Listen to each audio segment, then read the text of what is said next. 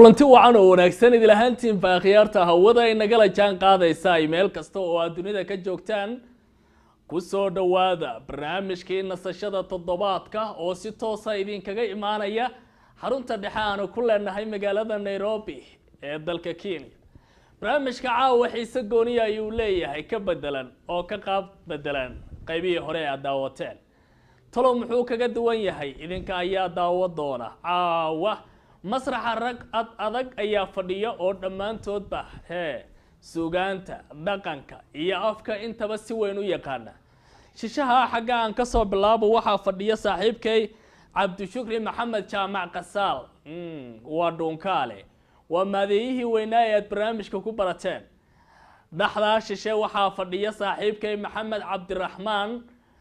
oo isaga kamid ah wariyaasha bahda Star Media isla markaana aad ku barateen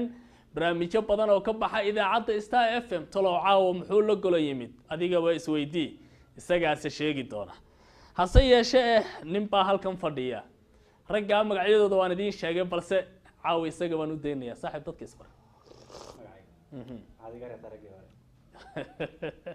dadka caawa ku daawanayo kugu soo foogan isku sheeg waa ina ay ninka meesha fadhiya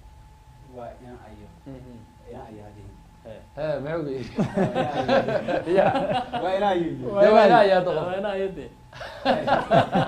كما ديغو عبد الولي يوسف السحاق او كما قاعدين عبد الولي الصومالي waxaan u maleynaa ya caawinta siba farti ugu gadanta wada hadi Cabdi Wali sida uu sheegay waa afwaan suugaan badan wada balse intii aan falanqaynto barnaamijka ragga caawa waxay halkan la yimideen aan idin sheegin talo barnaamijka yaa fududeeyay ila daawada.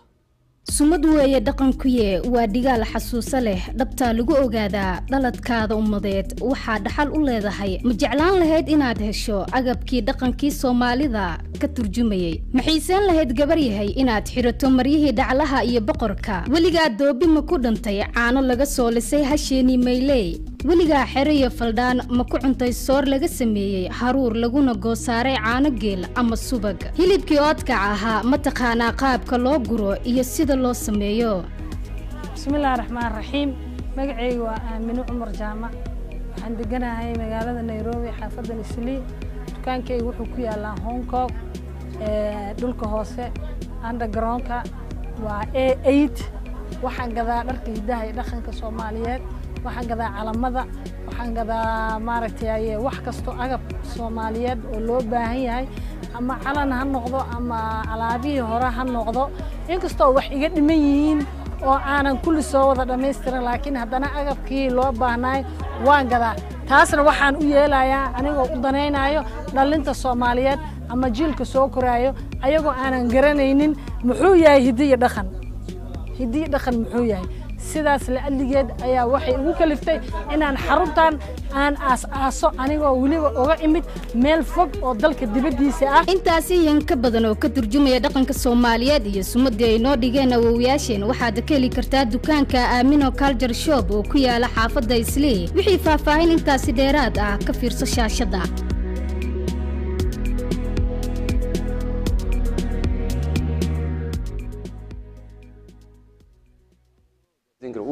waa tahay akhyaartayna la socotay isku soo laabasho wanaagsan mar kale. barnaamijku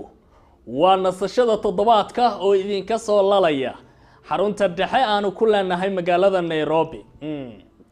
sheekooyin badan oo kala daran caawa waxyaabaha aynu idin hayne saaxiibada jecel barnaamijka inay nagala qayb qaataan caawa waxa ay si toos ah u soo wici karaan taleefanada shaashada ka muuqda halka fariimahoodana ay ku soo diri karaan isla numberka shaashada ka muuqda isaga oo dhinaca WhatsApp-ka qofka uu isticmaalayo kaliya WhatsApp-ka fariimo ayaad soo diri kartaan fadlan hayna soo wicinina. hase yeeshee caawa rag meeshan fadhiya baa is haysta alla talo maxaa la isku sheegi doonaa waxyaabo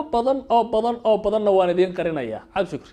caawa alxiraala wada baan u malayn dad badan baa ina daawanayo alxiraalayaal u diyaarsan haye waxaa la leeyahay waxa aad soo dhiibtaan buu inuu ka jawaabnaa haye mid baa keentaan laad baanu la ridnaa haye mid kale keentaan ganafkaynu ku dhufanaa haye mid kale keentaan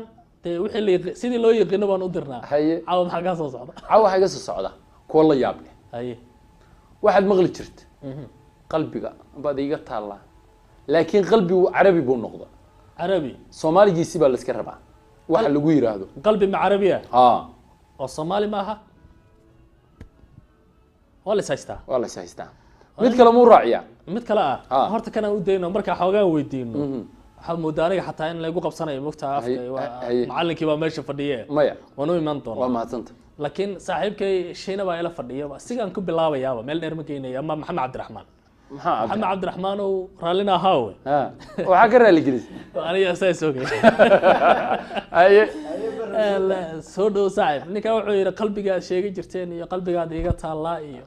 qof igu weyn baa tahay waxbaan maqli jirnaa lagu